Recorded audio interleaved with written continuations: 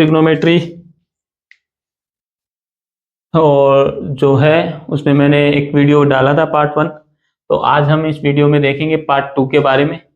तो पार्ट 2 में जानेंगे हम त्रिकोणमिति से जुड़ी हुई कुछ इंपॉर्टेंट सर्वसमीकाएं हैं, ठीक है, जो हमारी एक्सरसाइज में काम में आएंगी। कुछ त्रिकोणमिति न्यून कोणों के जो न्यून कोण हैं उनके अनुपातों के मान, ठीक है, उन सब के बारे में आज इस जो पार्ट 2 है इसमें हम अध्ययन करेंगे। तो सबसे पहले मैं आपको बता दूं, देखिए सबसे पहले पाइथागोरस प्रमेय के बारे में आप सुन लीजिए। एक समकोण त्रिभुज, कौन से त्रिभुज में सारा जो खेल होता है समकोण त्रिभुज पर आधारित होता है, ठीक है। इन समकोण त्रिभुज की भुजाओं एक अनुपात में बटी हुई होती हैं सभी, इनके बीच में कोई संबंध होता है, उन संबंधों को हम त्रिकोणमितीय फलन के नाम देते हैं, ठीक है। अब एक और आपको पता होना चाहिए समकोण त्रिभुज के बारे में, जो आपने पहले भी पढ़ी है, पाइथागोरस प्रमेय। पाइथागोरस प्रमेय, पाइथागोरस प्रमेय क्या होती है? पाइथागोरस प्रमेय त्रिभुज की भुजाओं के संबंध के बारे में दर्शाती है। पाइथागोरस प्रमेय, पाइथागोरस प्रमेय क्या है, या बोधायन प्रमेय भी बोलते हैं इसे। तो पाइथागोरस त्रिक क्या है? त्रिभुज की भुजाओं के संबंध के बारे में दर्शाती है, यानी त्रिभुज की भुजाओं के बीच संबंध होता है, उस संबंध को यह दर्शाती है। संबंध क्या होता है? संबंध ये होता है कि कर्ण स्क्वायर यानी कर्ण का वर्ग बराबर होता है लंब स्क्वायर प्लस आधार स्क्वायर, ठीक है, ये आपको ध्यान रखें। अब देखिए ये तो एक सर्वसमीका है जो इंपॉर्टेंट है, आपको पता होनी चाहिए। इसके बाद में आप देखिए त्रिकोणमितीय व्युत्क्रम, त्रिकोणमितीय अनुपातों के व्युत्क्रम। त्रिकोणमितीय अनुपातों के व्युत्क्रम क्या होते हैं उनके बारे में देख लीजिए आप। देखो 6 जो व्युत्क्रम होते हैं, या ठीक है 6 फलन होते हैं, उन 6 के व्युत्क्रम भी होते हैं। जैसे साइन थीटा, तो साइन थीटा का उल्टा होता है 1 बटा कोसेक थीटा, ठीक है। क्यों होता है? क्योंकि साइन का उल्टा क्या होता है?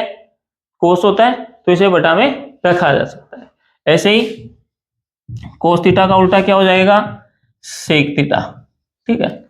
और टेन थीटा का उल्टा क्या हो जाएगा? साइन थीटा बटा कोस थीटा, या फिर होता है 1 बटा टेन थीटा। अब देखो साइन थीटा बटा कोस थीटा क्यों होता है? 1 बटा टेन थीटा, तो सॉरी 1 बटा टेन थीटा नहीं आएगा, सॉरी मिस्टेक हो गया, ये कोट थीटा, 1 बटा कोट थीटा। 1 बटा कोट थीटा तो क्यों आएगा? क्योंकि टेन थीटा का उल्टा क्या होता है? कोट थीटा होता है, तो बटा में आ जाएगा। लेकिन साइन अपोन में कोस क्यों आया? देखिए लाल बटा कक्का, तो मैंने कहा था इसको याद रखें, sine cos tan cot sec cosec, ठीक है। तो देखिए अब हम देखें साइन का मान क्या होता है? साइन का मान होता है लंब बटा कर्ण, तो हम रखते हैं लंब बटा कर्ण। और कोस का मान क्या होता है? आधार बटा कर्ण, बटा में रख देते हैं, क्योंकि बटा में ना साइन बटा कोस, तो साइन का मान भी रख दिया है और कोस का मान भी रख दिया है, तो कर्ण से कर्ण कट जाता है और बच जाता है क्या है? लंब बटा आधार। और लंब बटा आधार किसका मान होता है? टेन का, तो इसलिए इसे हम क्या रख सकते हैं? साइन अपॉन कोस भी रख सकते हैं। अब देखिए कोट थीटा, कोट थीटा का जैसे उल्टा कोस थीटा बटा साइन थीटा है, तो इसको क्या लिख सकते हैं? साइन थीटा बटा कोस थीटा बटा साइन थीटा लिख सकते हैं। और अन्यथा इसे और क्या लिख सकते हैं? 1 बटा टेन थीटा लिख सकते हैं। समझे बच्चों? अब देखिए बच जाता है आपका सेक, तो सेक थीटा किसका उल्टा होता है? कोस का, तो इसे क्या लिख सकते हैं? 1 बटा कोस थीटा। फिर क्या बच जाता है? कोसेक थीटा, तो इसे लिख सकते हैं 1 बटा साइन थीटा, ठीक है। तो ध्यान रखें ये 6 के 6 व्युत्क्रम आपको याद कर लेने, नोट कर लेने। 1 बटा कोसेक थीटा, साइन को क्या लिख सकते हैं? 1 बटा कोसेक थीटा। कोस थीटा को क्या लिख सकते हैं? Sec theta. टेन थीटा को क्या लिख सकते हैं? Sine upon cos theta. Cot को क्या लिख सकते हैं? कोस बटा साइन या 10 को क्या लिख सकते हैं 1/कोट, या कोट को क्या लिख सकते हैं 1/10। जहां भी क्वेश्चन में हमें आवश्यकता होगी इन्हें बदलना होगा। सेक को क्या लिख सकते हैं 1/कोस थीटा, और कोसेक को क्या लिख सकते हैं 1/साइन थीटा।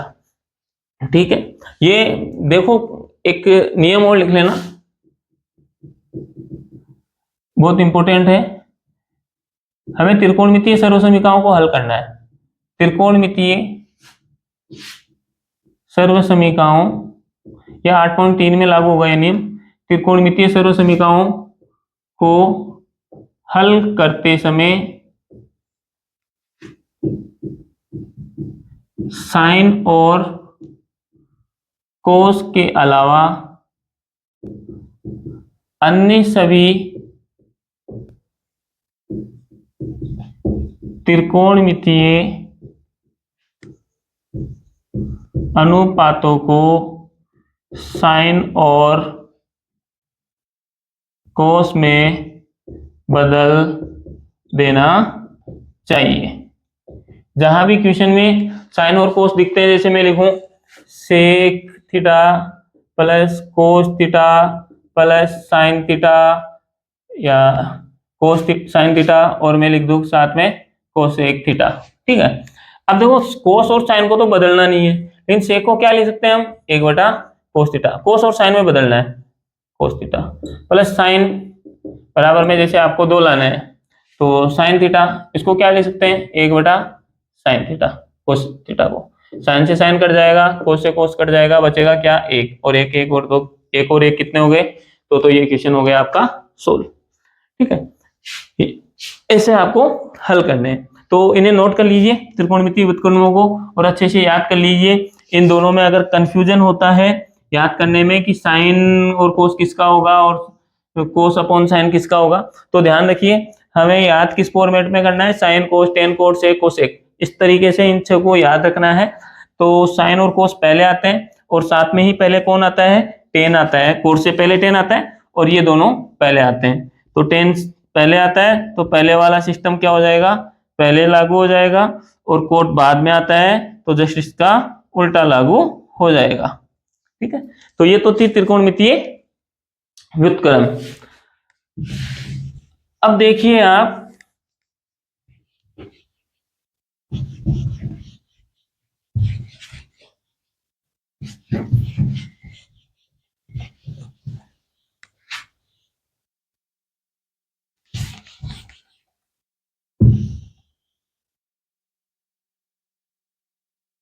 इन्हें लिख लेना।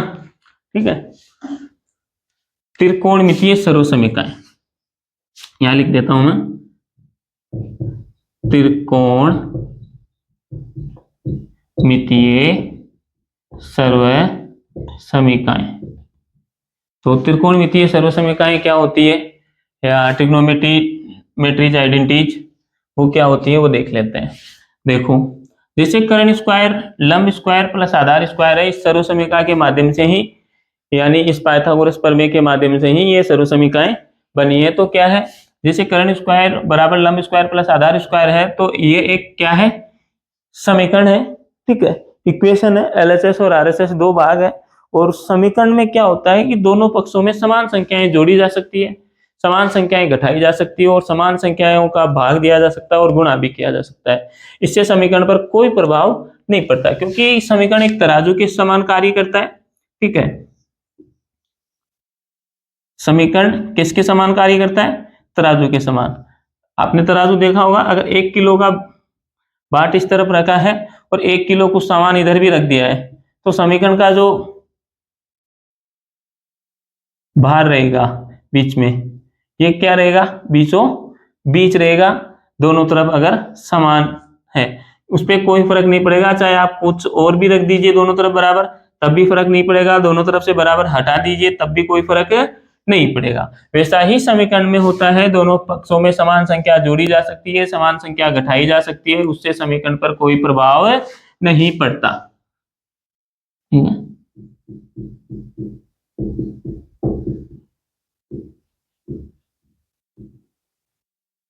तो देखिए, तो जैसे कर्ण स्क्वायर है लंब स्क्वायर प्लस आधार स्क्वायर है, तो इसमें हम क्या कर सकते हैं, समीकरण में दोनों पक्षों में करण स्क्वायर का भाग देने पर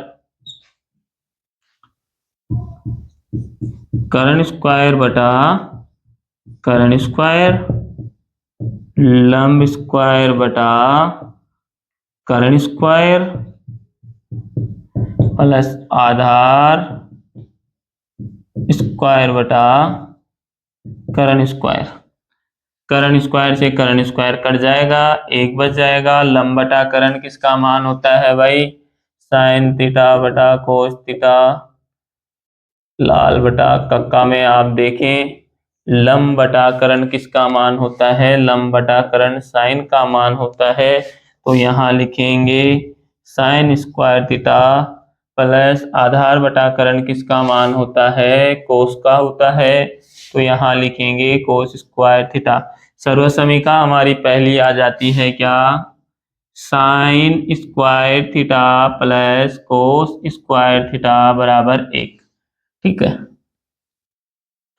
या इसे हम ऐसे भी लिख सकते हैं, cos square theta 1 minus sine square theta, या साइन स्क्वायर थीटा बराबर 1 माइनस कोस स्क्वायर थीटा। सर्वसमीका 1 बनी, sine square theta plus cos square theta equal to 1 या 1। अब इसको हमने केवल पक्षांतर किया है, इस तरफ ये प्लस का था तो दूसरी तरफ जाके माइनस का हो गया। नई सर्वसमीका इसका एक और भाग बन गया क्या? 1 माइनस साइन स्क्वायर थीटा अगर है तो हम वहां कोस स्क्वायर थीटा भी लिख सकते हैं, और जहां कोस स्क्वायर थीटा है तो वहां 1 माइनस साइन स्क्वायर थीटा भी लिखा जा सकता है अपनी आवश्यकता के अनुसार। हमें क्वेश्चन में क्या डिमांड है उसके अकॉर्डिंग हम बदल सकते हैं। ऐसा ही sine square 1 minus cos square theta लिख सकते हैं, और 1 माइनस कोस स्क्वायर थीटा की जगह साइन स्क्वायर थीटा लिख सकते हैं। तो ये जिस प्रकार हमने यहाँ करण का भाग दिया, वैसे ही हम अब क्या कर सकते हैं, दोनों पक्षों में लंब का भी भाग दे सकते हैं। तो करण बटा लंब, या आधार का भी भाग दे सकते हैं, या करण का भी, वो लंब का, दोनों का किसी का भी दे लीजिए आप।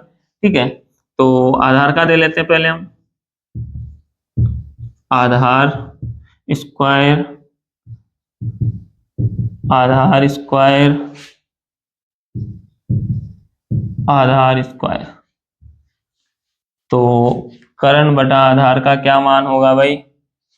करण बटा आधार sine cos tan cot sec किसका मान होता है? सेक का। और यहाँ क्या लिख सकते हैं? Sec square theta. Sec square theta लंब बटा आधार किसका मान होता है? साइन कोस टेन लंब बटा आधार। तो टेन स्क्वायर थीटा प्लस आधार बटा आधार तो कट जाएगा, बचेगा क्या? 1। दूसरी सर्वसमीका अपने सामने आती है, 1 प्लस टेन स्क्वायर थीटा बराबर सेक स्क्वायर थीटा, या हम इसे ऐसे भी लिख सकते हैं, टेन स्क्वायर थीटा बराबर सेक स्क्वायर थीटा माइनस 1, या sec square theta minus tan square theta बराबर 1। टेन स्क्वायर थीटा को दूसरी तरफ भेजा है सेक स्क्वायर थीटा के बराबर, तो बच गया क्या? इस तरफ 1 बच गया। ठीक है, इसी प्रकार जैसे हमने आधार स्क्वायर का भाग दिया, अब हम लंब स्क्वायर का भी भाग दे सकते हैं। ठीक है, तीनों का एक एक बार देंगे तो 3 सर्वसमीकाएं अपने सामने आ जाती है, और तीनों के 2-2 नए भाग और बन जाते हैं, तो कुल मिला के 9 हो जाती है लंब। तो देखिए, करण बटा लंब, करण बटा लंब किसका मान होता है? ये रहा करण बटा लंब। तो sign cos ten cosec cosec, cosec का मान होगा करण बटा लंब। तो यहाँ हम लिखेंगे कोसेक स्क्वायर थीटा बराबर, लंब से लंब कट जाएगा 1, आधार बटा लंब मान हो जाएगा किसका? आधार बटा लंब साइन कोस टेन कोट किसका मान होता है? कोट का। तो कोट स्क्वायर थीटा, अर्थात तीसरी सर्वसमीका क्या आ जाएगी? 1 प्लस कोट स्क्वायर थीटा बराबर कोसेक स्क्वायर थीटा, या कोट स्क्वायर थीटा बराबर कोसेक स्क्वायर थीटा माइनस 1 या cosec square theta minus cot square theta बराबर 1। तो ये नोट कर लीजिएगा, कैसे बनी है वो भी मैंने आपको बता दी है। अगर आप 3 याद कर लेते हैं तो बाकी ये आसानी से याद रही जाएगी, कोई दिक्कत वाली बात नहीं होगी। अच्छे से समझें, अच्छे से देखें, कहीं अगर समस्या आती है तो कमेंट में पूछें, ठीक है। मैं आपकी हर समस्या का सॉल्यूशन यहाँ पर ला कर दूंगा। अब देखिए अपने पास में ये तो थी त्रिकोणमिति से जुड़ी हुई सर्वसमीकाएं और त्रिकोणमितीय अनुपातों के व्युत्क्रम। अब कुछ बीजगणितीय सर्वसमीकाएं होती हैं, उनके बारे में भी हम देख लेते हैं, जो आपके लिए बहुत जरूरी है और वो आपको पता होनी ही चाहिए, ठीक है। क्या है बीजगणितीय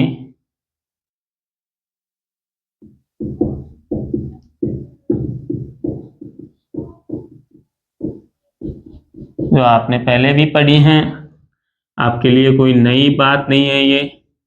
ए प्लस बी का होल स्क्वायर बराबर a square plus 2ab plus b square, a minus b का होल स्क्वायर बराबर a square minus 2ab plus b square, a plus b का या sorry a square minus b square बराबर a minus b a plus B,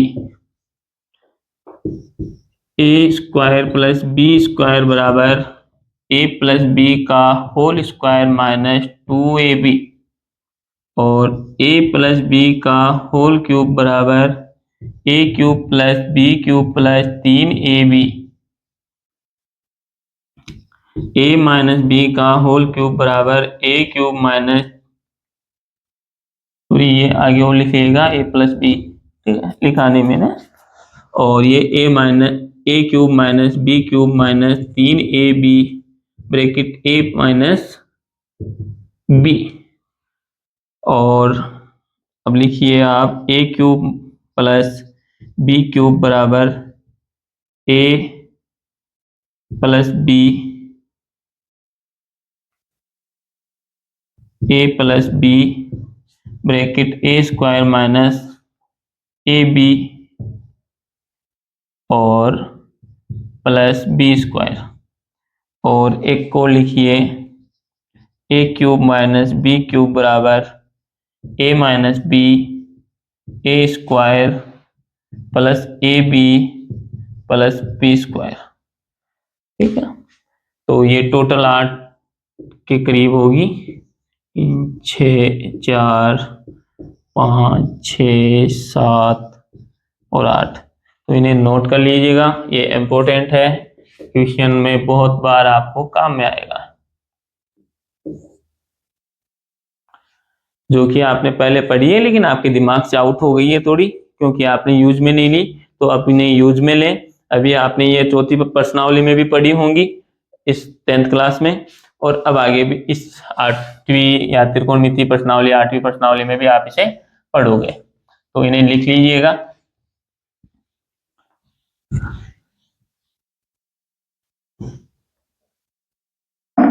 अब हम चलते हैं, एक और चीज बचती है अपनी, त्रिकोणमितीय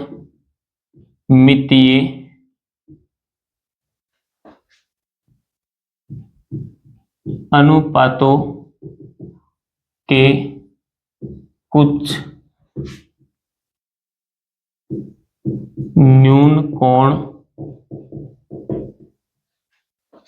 0 degree 30 degree 45 degree 60 degree 90 degree के मान, ठीक है।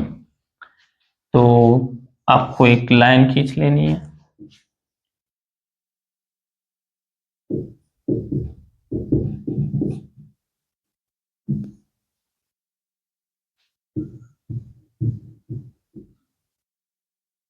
इधर आपको ऐसे यहां लिखना है कोण या थीटा, इधर त्रिकोण मितीय अनुपात या फलन।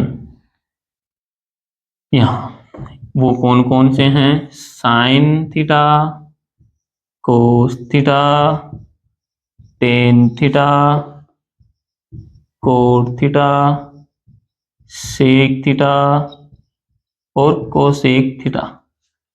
ये 6 मान आपको याद कर लेने हैं इसी फॉर्मेट में, ठीक है, ताकि आपको याद करने में कोई समस्या ना हो आगे क्वेश्चंस करने में भी। कोसेक थीटा, और इसी तरीके से आप इन फॉर्मेट में याद करते हैं। तो अब 0 डिग्री, दूसरा 30 डिग्री, चौथा 45 डिग्री, पांचवा 60 डिग्री और छठा 90 डिग्री।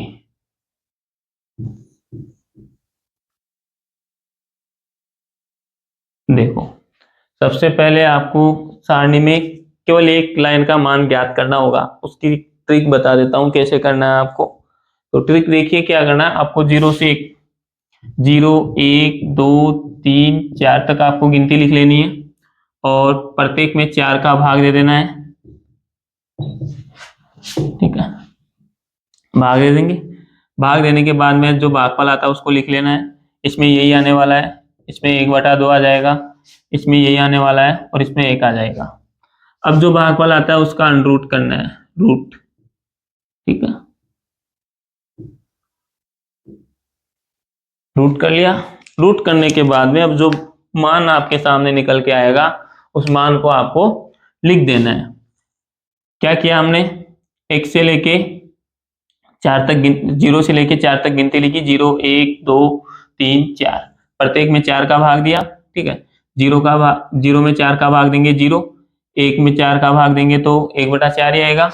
2/4, 2 में 4 का भाग दिया तो कटने के बाद में क्या बच जाता है, 1/2, 3/4, 3/4 रहेगा और 4 का भाग 4 में देंगे तो 1 बार। फिर वर्ग करेंगे तो 0 का वर्ग कितना होता है, जो भी वर्ग होता है वर्गमूल, 0 का वर्गमूल कितना होगा, 0। 1/4 का कितना होगा, 1 का तो 1 हो जाएगा, 4 का कितना हो जाएगा, 2, रूट हट जाएगा। 1 का 1 हो जाएगा और रूट 2 रह जाएगा, रूट 3 रह जाएगा और 4 कितना हो जाएगा, 2 और ये 1, ठीक है। ऐसे आप 1 का ज्ञात कर लोगे, फिर बाकी दूसरे का करना है तो घुमा के पीछे से वापस रख देना है आपको। √3/2, 1/√2, 1/2, 0। देखिए, अब 10 का है तो 10 का क्या होता है, साइन थीटा बटा कोस थीटा। मैंने व्युत्क्रम में बताया था कि टेन थीटा को ऐसा भी लिखा जा सकता है, तो साइन थीटा बटा कोस थीटा का उल्टा, ठीक है। यानी साइन थीटा में भाग देना है कोस थीटा का, तो 0 में भाग देना है 1 का। साइन का मान है 0, कोस का मान है 1, 0 में भाग देना है 1 का, तो कितनी बार जाएगा, 0 बार। 1/2 में भाग देना है √3/2 का, 2 से 2 कट जाएगा, बचेगा क्या, 1/√3। और इसमें 1/√2 में 1/√2 का देंगे तो 1 बार, 2 से 2 कट जाएगा, बचेगा क्या, √3। 0 का भाग 1 में नहीं दिया जा सकता तो इसे लिखेंगे अपरिभाषित, इसे परिभाषित नहीं किया जा सकता भाई, ठीक है। ये टेन थीटा का मान आ गया, घुमा के वापस रख देंगे, अपरिभाषित 1/√3, 1, सॉरी घुमा के रखना है ना, भूल ही गया मैं तो, √3, 1, 1/√3 और यहाँ क्या था, 0। अब सेक का आपको ज्ञात करना है, मैंने कहा 1 का ज्ञात करना है और 1 को घुमा के वापस से रख देना है। तो देखो सेक थीटा का मान, सेक किसका उल्टा होता है, कोस थीटा का, तो कोस थीटा का उल्टा क्या हो जाएगा, 1 का उल्टा, यानी कोस का मान होता है आधार बटा करण, तो सेक का मान क्या होता है, करण बटा आधार। अगर इसका मान 1/2 है तो इसका मान क्या होगा, 2/1। तो इसका उल्टा, कोस का उल्टा 1, भाई 1 का उल्टा 1, इसका हो जाएगा 2/√3, इसका हो जाएगा √2, इसका हो जाएगा 2, और इसका हो जाएगा 0। इसका उल्टा नहीं लिखा जा सकता, सॉरी, तो इसे हम अपरिभाषित लिखेंगे, अपरिभाषित और अपरिभाषित 2√2 और 2/√3 और 1। ये लो आपकी सारणी कंप्लीट हो गई है। जो भी चीजें आपके लिए जरूरी थी इस प्रश्नावली में, जो आपको काम में आने वाली है इस एक्सरसाइज को सोल्व करते समय, वो सब चीजें मैंने यहाँ कवर की है, बताने की कोशिश की है। अगर आपको वीडियो पसंद आया तो इसे जरूर लाइक करें और शेयर करें, जिन बच्चों को ये देखना जरूरी है उन बच्चों के साथ। और अगला पार्ट देखने के लिए हमारे चैनल को सब्सक्राइब जरूर कर लें, ताकि आप भविष्य में कोई भी मैथ का जो डर है आपका वो खत्म हो जाए। और जो 10th क्लास में अब की बार, उन बच्चों के लिए सबसे अच्छा मौका है हमारे चैनल को सब्सक्राइब करने का, ताकि वो अच्छे से पढ़ सकें और अच्छे नंबर